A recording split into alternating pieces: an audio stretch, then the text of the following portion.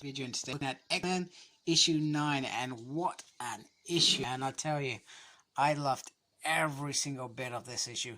Look at this beautiful cover, it looks absolutely glorious. And in here it's got a promo for X Factor, mutants have conquered death.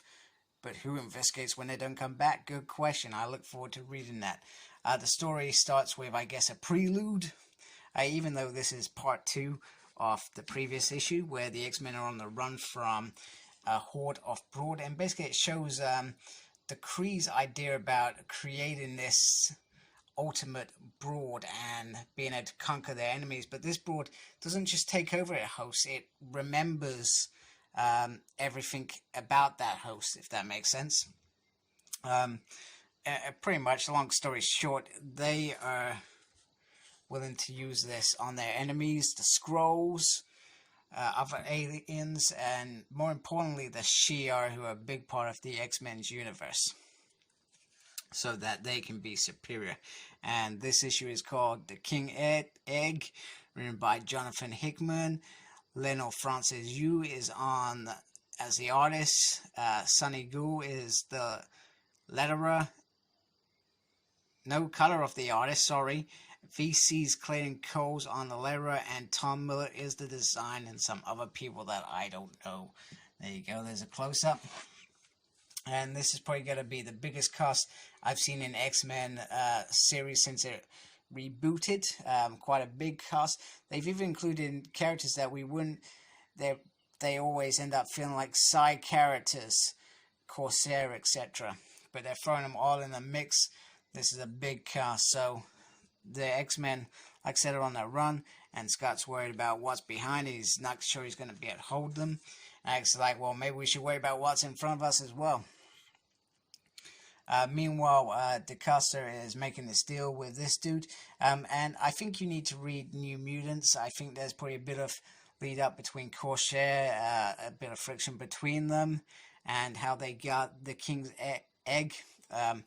I've not been reading all the titles, I'll be quite honest, but the fact that they're all interlinking somehow, I guess you probably need to read some of them as well. I'm hoping we get like an omnibus of Jonathan Hickman, Volume 1, and then a companion, which has got the side stories in, or the side series in there. It could be absolutely huge, and that will sell, because people are loving this series. I think they'll buy it anyway. DeCosta clearly cheated this accuser, I guess, by calling in the Shi'ar for help, and pretty much Kid Gladiator gives his usual wit. You know how we were meant to spend some daddy-son time? Well, you know what? You can kick his ass and I'll be happy with that. And, well, pretty much he goes flying out straight into Cyclops' space bird, whatever you want to call it. And pretty much, well, gets eaten there. Yummy. Yummy, yummy, yummy. So, long story short, Alex tries to give the warning to the space station, get out of there, and he's like, hey, Dad, what are you doing there? He's like, well, you know what, if you heard of Brooklyn, well, actually, we brought it with us. And they all kind of go hurling towards the ground in X-Men style. I'm not sure why. Oh, yeah, sorry. Back over here.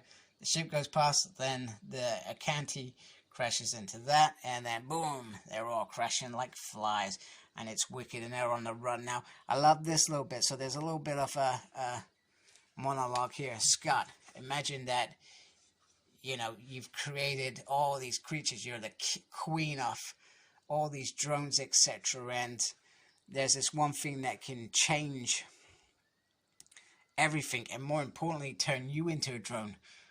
Wouldn't you try to stop it? It's the biggest threat to you and how you run your world. You run your creatures. And these queens are going to sacrifice everything. I love this scene here. Beautiful artwork. And the threat is obviously the King's Egg, which is pretty awesome. Anyway, they all stop. Well, there was a bit that I wanted to find. If I lost it. Sorry. No, I haven't lost it. Sorry, so they all suddenly stop and they're like, this seems a bit strange. And he's like, where the hell's the king's egg?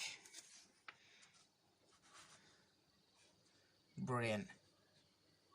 Brew has eaten it. And I guess he is now that one king. And he is lording it over me. And look at these dudes behind him. They're like, whoa. But where did Brew come from? I can't remember him being on the ship. Maybe he was on the ship. I just didn't pay much attention. That was the last issue. I'm really sorry. I have to go back because this is going to bug me.